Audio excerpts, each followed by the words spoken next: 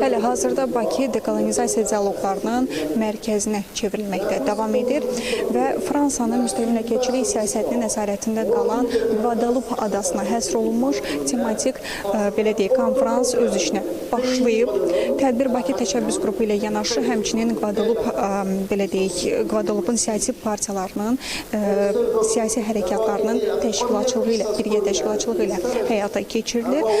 Burada məhz Guadeloupe'un müstəqilliyi uğrunda mübarizə aparan siyasi partiyaların liderləri, həmçinin hüquq müdafiəçiləri, akademik dairələr təmsil olunur. Müzakirələrin mərkəzində nədir? Guadeloupe'un dənizaşırı departament statusu və bu statusun xalqın öz müqəddəratını müəyyən etmə hüququna məhdudiyyətlər, yaranan məhdudiyyətlər, müstəmləkə cinayətləri, tarixi ədalətsizliklər, sosial və iqtisadi asılılıq və yerli Kalinago xalqının məhv edilməsi, həmçinin bərabərsizlik kimi məsələlər dayanır. Ətraf mühitin çirklənməsi də təbii ki, gündəmdədir və ən əsas məsələ isə məhz BMT-nin müvafiq qətnamələrinə və dekolonizasiya prinsiplərinə Fransa tərəfindən əməl olunmaması kəskin şəkildə gündəmə gətirilib.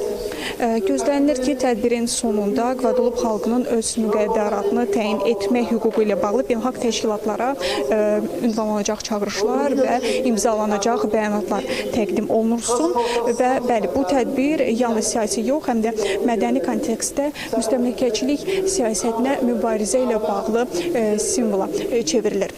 Hələlik sizə çatdıracaqlarımız bunlardan ibarətdir. Buyurun, söz sizdədir.